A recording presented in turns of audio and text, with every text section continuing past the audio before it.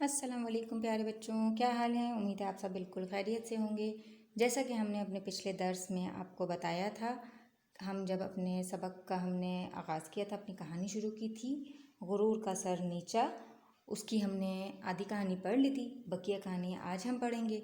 पिछले दर्स में हमने क्या पढ़ा था कि एक कहानी शुरू की थी हमने उसमें कि एक चीकू होता है, एक मिंकू होता है, दो दोस्त होते हैं। वो खरगोश की कहानी है दो, और दोनों जो है अपना चीकू जो है बहुत नरम दिल और अच्छे अखलाक का खरगोश था, जबकि मिंकू जो है वो बहुत गुस्सीला और चालाक था।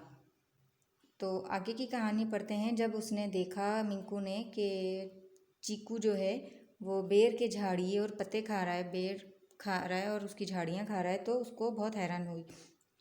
आगे की कहानी में क्या हुआ। चीकू ने उदास होकर नफ़ी में सर हिलाया।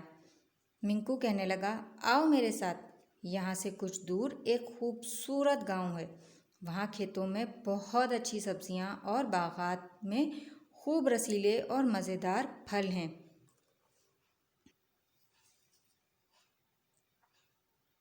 मैं तो अक्सर वहाँ जाता रहता हूँ। फिर क्या हुआ।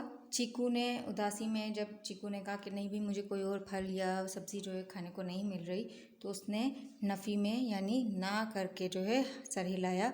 फिर मिंकू ने क्या कहा कि आओ मेरे साथ।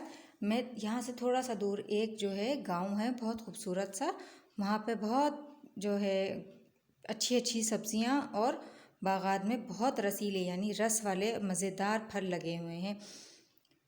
मैं तो अक्सर वहाँ जाता हूँ।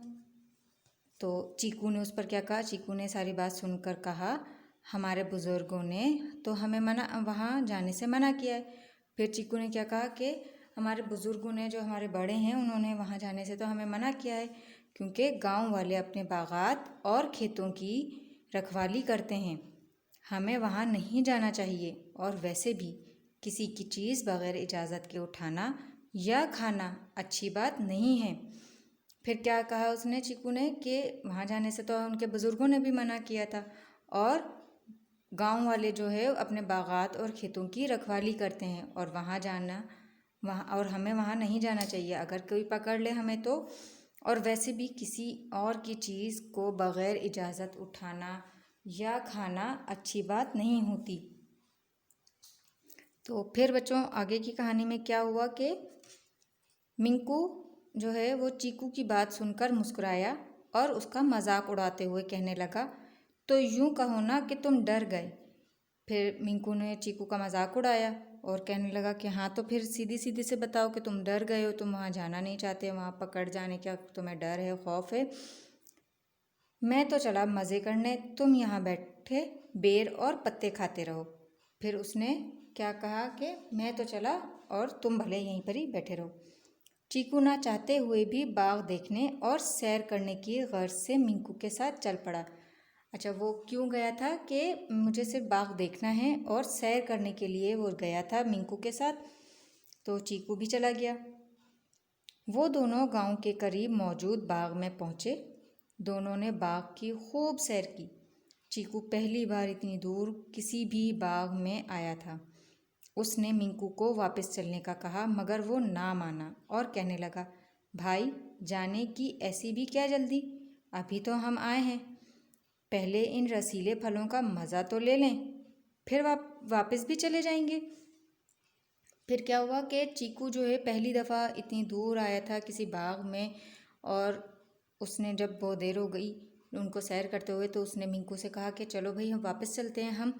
तो मिंकू ने क्या कहा कि अभी इतनी भी जल्दी क्या है भाई, अभी तो हम आए हैं, अभी हमें फलों का मज़ा भी तो लेना है, फिर वापस भी चले जाएंगे।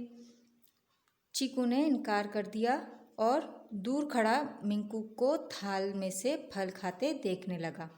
फिर क्या हुआ, चीकू ने इनकार कर दिया कि मैं नहीं खाऊंगा, और दूर खड़ा हो गया, और मिंकू जो है वो थाल में से फल खाने लगा। थोड़ी ही देर गुजरी थी कि बाग के रखवाले वहाँ पहुँच गए, और उन्होंने मिंकू पर जाल फेंककर उसे पकड़ लिया। मिंकू की होशियारी और तेज़ रफ्तारी किसी काम ना आई। वो लगा गिड़गिड़ाने और मिन्नतें करने। फिर क्या हुआ कि थोड़ी देर बाद जो है बाग के रखवाले जो थे जो बाकी का ख्याल रखते थे वो आ गए और उन्होंने मिंकू पर जाल फेंक कर उसे पकड़ लिया।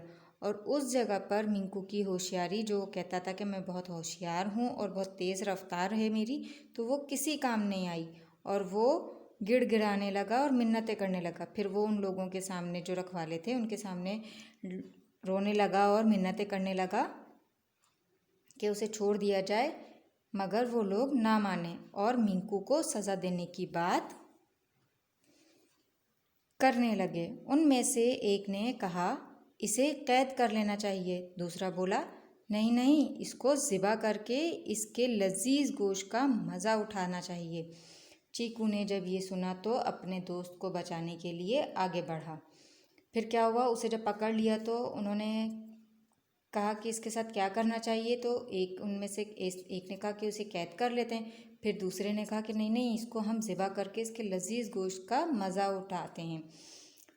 चीकू दूर से ये सुन रहा था। उसने जब ये सब सुना तो उसने अपने दोस्त की जान बचाने के लिए वो आगे बढ़ा। उसने उन लोगों से माफ़ी मांगी, अपने दोस्त को आज़ाद करने की दरख्वास्त की और वादा किया कि आइंदा वो ऐसी गलती कभी नहीं करेंगे। इस वादे पर बाग के रखवालों ने मिंकू को आज़ाद कर दिया। तो बच्चों, इस कहानी से हमें 3 सबक मिलते हैं। पहला ये कि हमें हमेशा अपने बुज़ुर्गों का कहना मानना चाहिए। दूसरा ये कि हमें किसी की चीज़ उसकी इजाज़त के बग़ैर इस्तेमाल नहीं करनी चाहिए या नहीं लेनी चाहिए। और तीसरा ये कि गुरूर नहीं करना चाहिए। जी तो बच्चों, हमें इस कहानी से क्या सबक मिला? फिर जब चीकू आया फिर उन लोगों से चीकू ने जो है माफ़ी मांगी अपने दोस्त के लिए, उनसे दरख्वास्त की क्या और फिर वादा किया कि हम आइंदा ऐसी हर गलती नहीं करेंगे, किसी के बाग में नहीं जाएंगे। आप मेरे दोस्त को जो है माफ़ कर दें और उसे आज़ाद कर दें। तो ये जो है लोगों ने उसके बाग के रखवालों ने जो है मिंकू को आज़ाद कर दिया कि उसने वादा किया था। तो बच्चों, हमें इस कहानी से सबक मिलता है कि पहली बात तो हमें अपने बड़ों की, अपने बुज़ुर्गों की बात माननी चाहिए। दूसरा ये कि हमें किसी और की चीज़ को उसकी इजाज़त के बगैर इस्तेमाल नहीं करना चाहिए। और तीसरी ये कि हमें किसी भी बात पे गुरूर नहीं करना चाहिए। तो बच्चों, हमारा ये सबक गुरूर का सर नीचा आज मुकम्मल हुआ। आपने इस सबक की जो है पढ़ाई करनी है दोबारा से। पेज नंबर आपका है 55, 56, 57। ये आपने तीनों पेजों की पढ़ाई करनी है और उसे अच्छी तरह से समझना है। और इस कहानी में मौजूद आपके लिए जो सबक हैं उनको आपने याद रखना है। तो बच्चों, अगले दर्स में इसी सबक की मश्क के साथ हाजिर होंगे। अपना बहुत ख्याल रखिएगा। अल्लाह हाफ़िज़।